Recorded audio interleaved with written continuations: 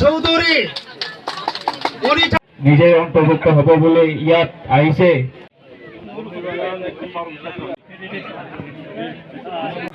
Kamal's primary অধীনস্থ আমাৰ এই কমলস থৰিবাৰীত BPF দলৰ এখনি নিৰ্বাচনী সভা আমি পাতিলোঁ। ইয়াত আমাৰ এই অঞ্চলৰ ভালেখিনি ৰাইজে তেওঁলোকে স্বইচ্ছাই ওলাই আহি পেলাই আমাৰ এই কাৰ্যসূচীত যোগদান কৰিলে, অংশগ্ৰহণ কৰিলে।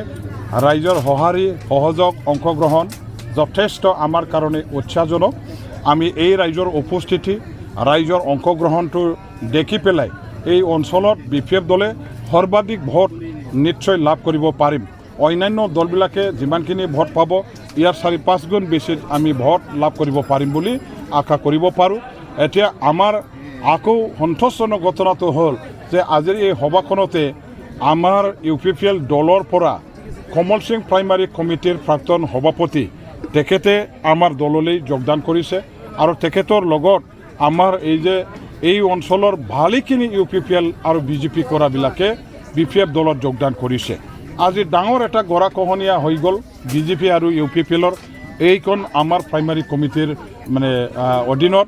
গতিকে ইয়াত ইমানবোৰ UPPL আৰু BJP কৰাবিলাকে তেওঁলোকৰ দল ত্যাগ কৰি আমাৰ দললৈ অহাৰ পাছত নিশ্চয়কৈ ইয়াত তেওঁলোকৰ দলৰ কৰ্মীৰ অভাৱ ঘটিছে, তেখেতসকলৰ ভেটি উচন হৈছে আৰু এই কমলস থৰিবাৰী যিটো আমাৰ BCDCৰ অধীনত যিবিলাক গাঁও আছে প্ৰত্যেকখন গাঁৱত এতিয়া সব BPF হৈ গৈছে। BPFকে ভোট দিবৰ কাৰণে, নাঙলকে ভোট দিবৰ কাৰণে সকলোৱে এতিয়া মানে সিদ্ধান্ত লৈছে আৰু এই সিদ্ধান্ত লোৱাৰ এটা মানে ইয়াত স্পষ্টভাৱে পিকচাৰটো আজি এই সভাখনত আমি দেখিবলৈ পাইছোঁ।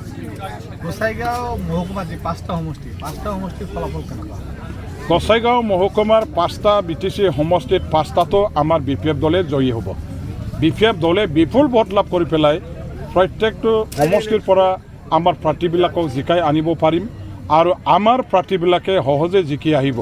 আমি খবৰ পোৱা মতে প্ৰত্যেক আমাৰ 5টা সমষ্টিৰ যিবিলাক কেণ্ডিডেটসকল আছে সেই কেণ্ডিডেটসকলৰ লগত দৈনন্দিন অন্যান্য দলবিলাকৰ পৰা তেখেতসকলে নিজৰ দলটো ত্যাগ কৰি যোগদান কৰা সেইটো আমি খবৰবিলাক পাই আছোঁ।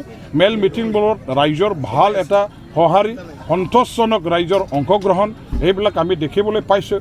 গতিকে আমাৰ 5টা সমষ্টিটো জিকি যোৱাৰ যিটো আমাৰ মানে কি কয় ৰাইজৰ একেবাৰে মানে খুব ভাল আৰু আমি জিকিব পাৰিম, ইয়াত 1% সন্দেহ নাই।